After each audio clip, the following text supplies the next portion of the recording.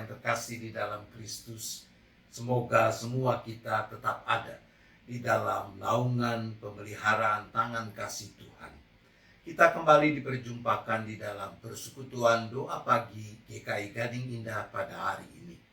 Mari kita awali dengan bersama-sama memuji nama Tuhan dari Kidung Jemaat nomor 407, Tuhan, Kau Gembala kami. Kita menyanyikannya bersama dengan sahabat-sahabat dari GKI Kebayoran Baru.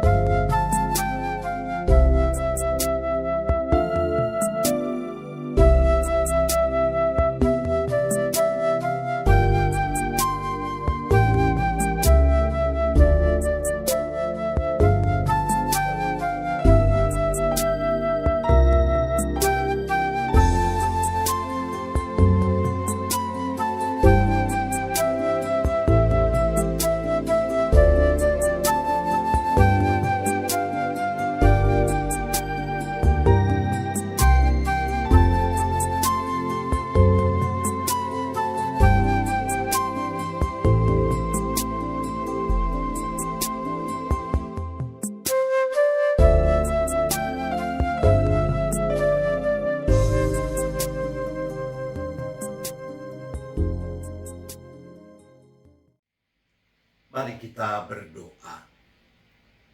Bapa di sorga, sungguh Engkau adalah gembala kami. Gembala yang baik, yang terus memelihara kami, membawa kami ke jalan yang benar, yang terus melindungi, menjagai kami, sehingga kami boleh ada seperti kami ada sekarang ini. Kami bersyukur untuk persekutuan doa pagi yang saat ini kami sama-sama ambil bagian di dalamnya. Ya Tuhan, mampukan kami untuk boleh mengalami perjumpaan dengan Tuhan di dalam dan melalui seluruh rangkaian dalam persekutuan doa pagi ini.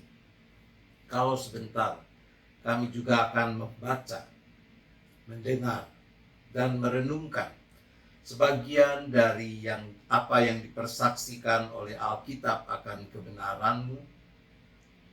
Tolong kami dengan kehadiran dan karya Roh Kudus, agar kami boleh menjadi seperti tanah subur, tempat di mana benih-benih firman yang tertabur boleh berakar, bertumbuh, dan berbuah demi kemuliaan nama Tuhan. Kami menyerahkan persekutuan doa pagi saat ini hanya ke dalam tangan penyertaan Tuhan. Di dalam nama Yesus kami memohon. Amin.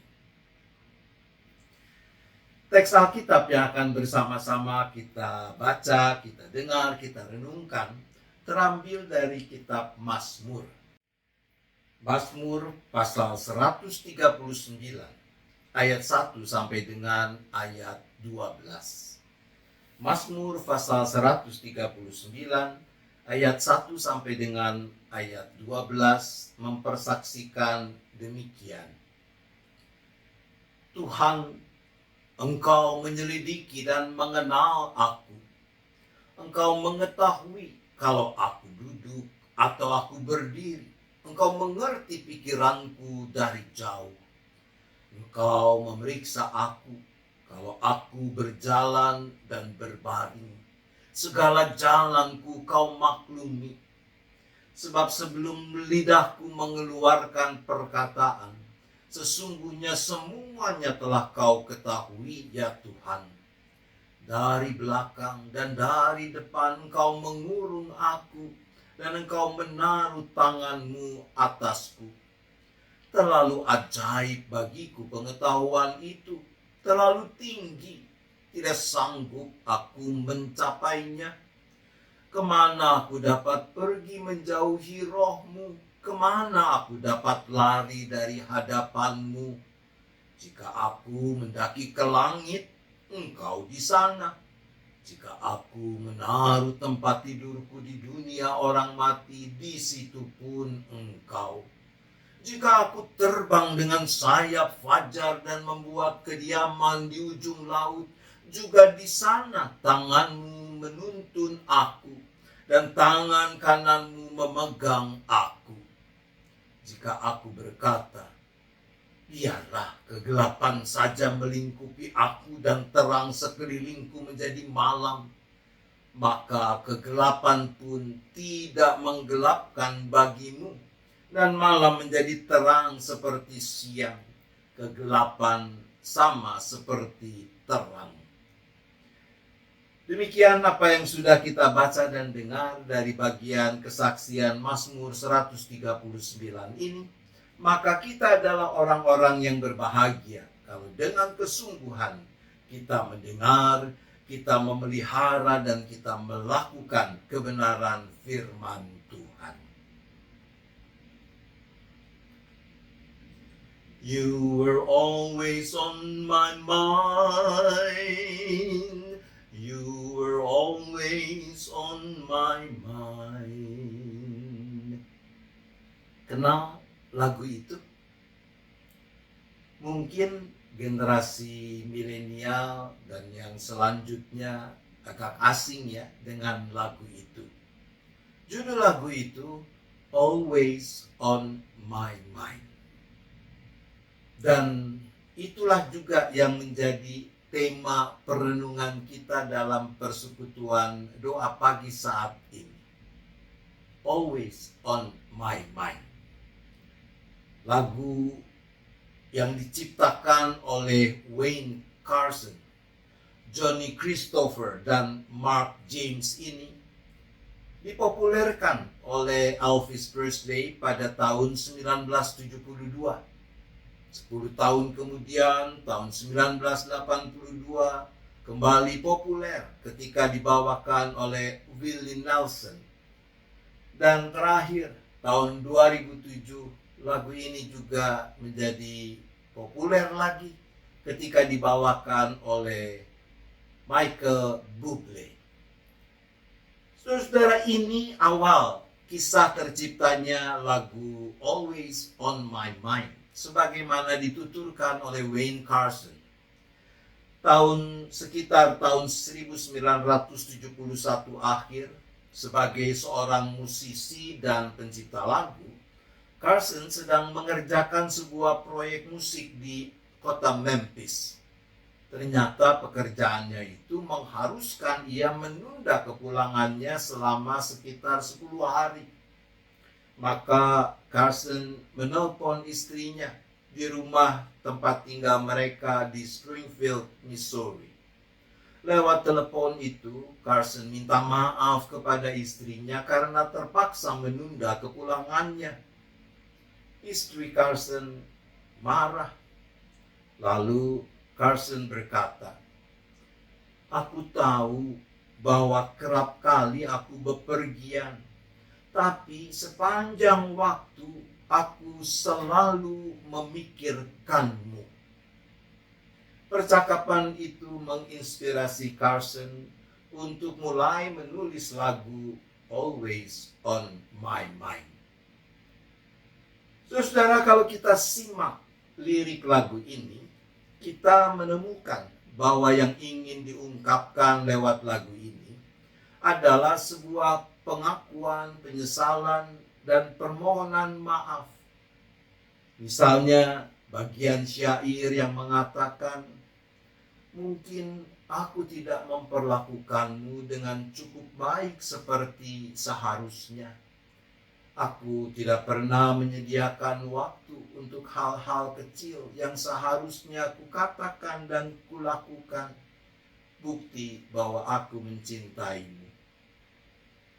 Tapi juga ada semacam pembelaan diri ketika dalam refrain yang singkat dikatakan tadi, "You were always on my mind. You were always on my mind." Kau selalu ada dalam pikiranku. Aku selalu memikirkanmu. Lalu di akhir lagu diungkapkan harapan agar diberi kesempatan kedua untuk membahagiakan sang jantung hati. Saudara, begitulah dinamika ikatan cinta antar manusia, bahwa ada kalanya cinta itu cuma bisa dipraktikkan di dalam pikiran, di dalam hati, namun tidak konsisten mewujud nyata dalam kata dan perbuatan. Pemazmur lewat bagian Mazmur 139 yang telah kita baca tadi menggambarkan bahwa kita pun selalu ada dalam pikiran Allah. Bedanya dengan lagu Always on My Mind, bahwa pengalaman pemazmur adalah pengalaman pemazmur bahwa ia bukan cuma selalu ada dalam pikiran Allah, tetapi bahwa Allah yang selalu memikirkan dirinya itu memang mewujudkan perhatian, kepedulian, kasihnya secara konkret dan konsisten.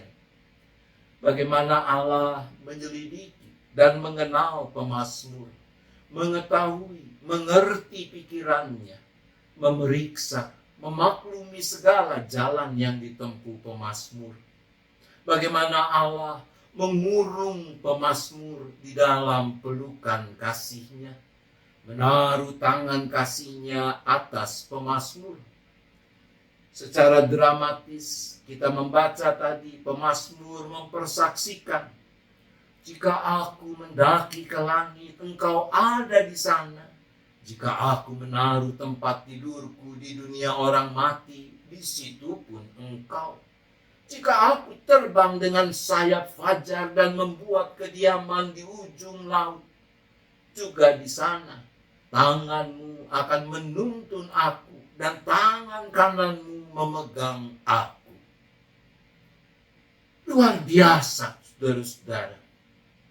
Justru karena selalu ada dalam pikiran Allah, maka Allah selalu juga hadir dalam hidup kita.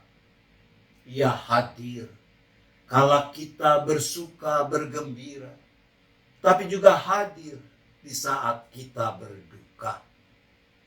Ia hadir di kala kita sehat walafiat, tapi juga hadir di saat kita terbaring sakit.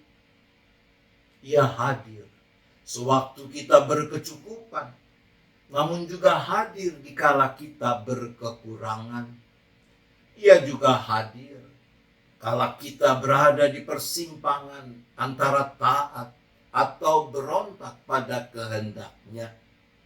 Ia hadir di setiap saat hidup kita untuk mengurung kita di dalam pelukan kasih-Nya, untuk menaruh tangan kasih-Nya atas kita. Ia hadir untuk menyelidiki dan mengenal kita, untuk mengetahui, untuk mengerti pikiran kita, untuk memeriksa, memaklumi segala jalan yang kita tempuh. Kemanapun kita pergi, dimanapun kita ada, tangannya akan menuntun kita, dan tangan kanannya memegang kita.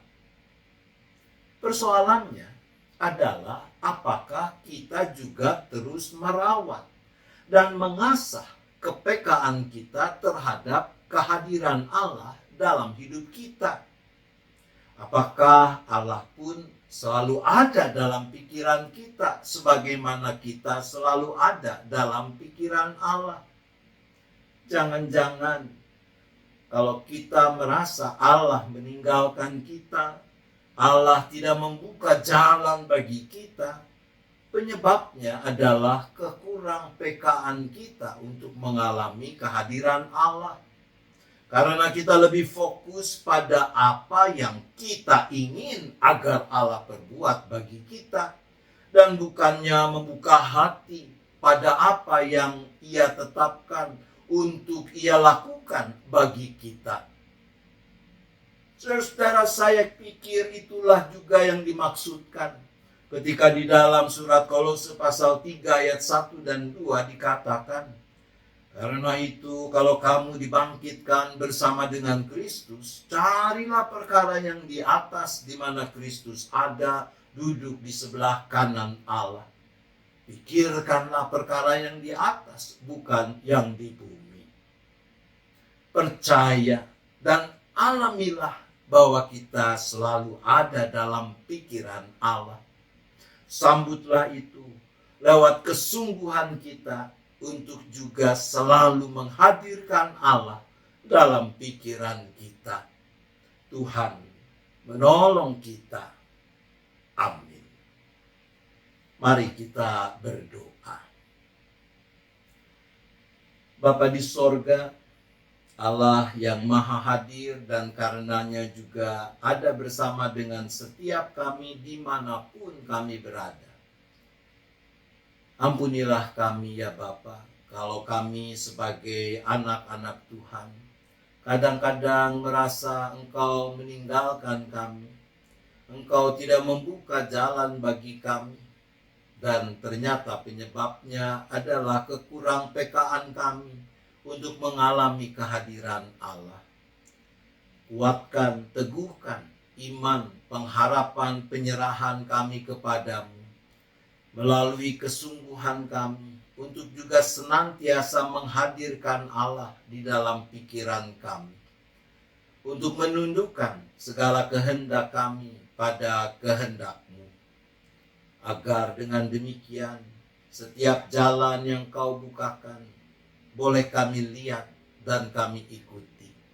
Agar dengan demikian di dalam semua situasi kehidupan yang kami jalani, kami mengalami, kami tahu Engkau tidak tinggalkan kami, karena kami selalu ada dalam pikiran-Mu.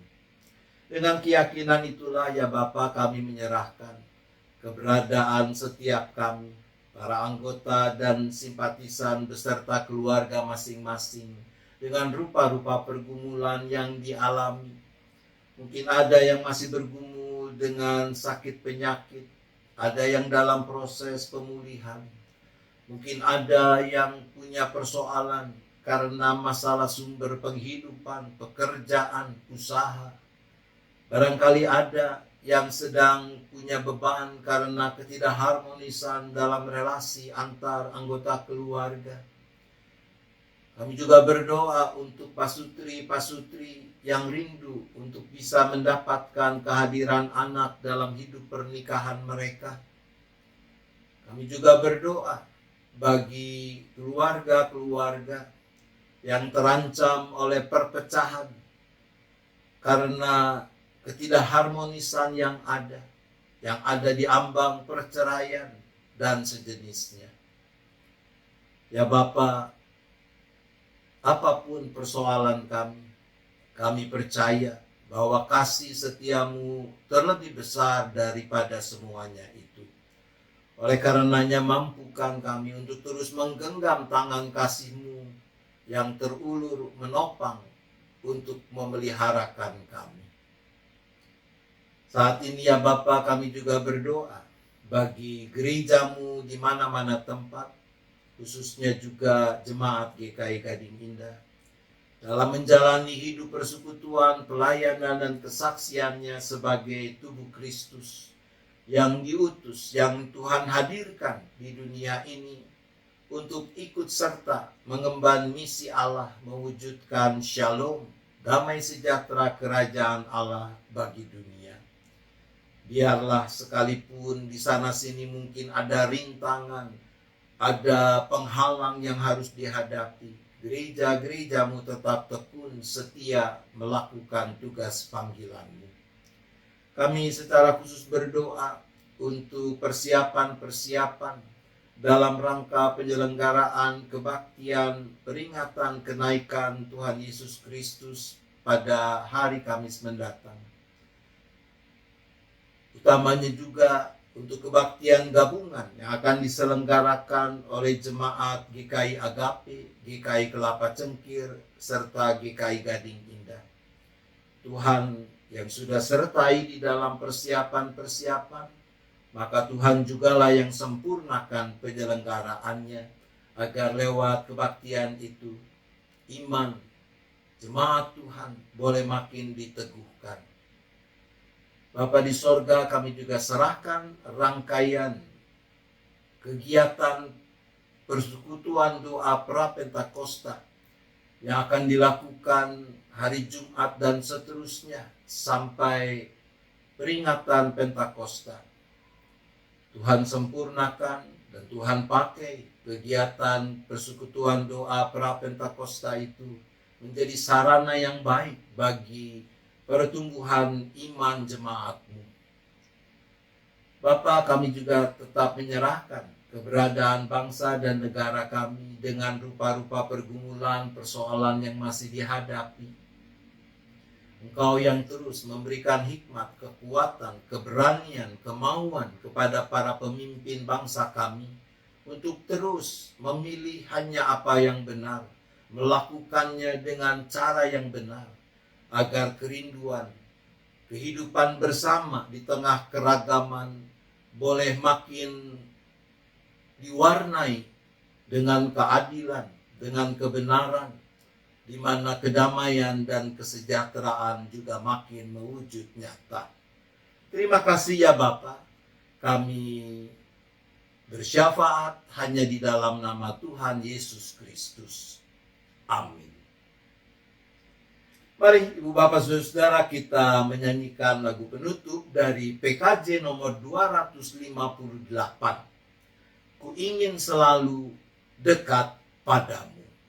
Kita menyanyikannya bersama sahabat-sahabat dari GKI Gatot Subroto Purwokerto.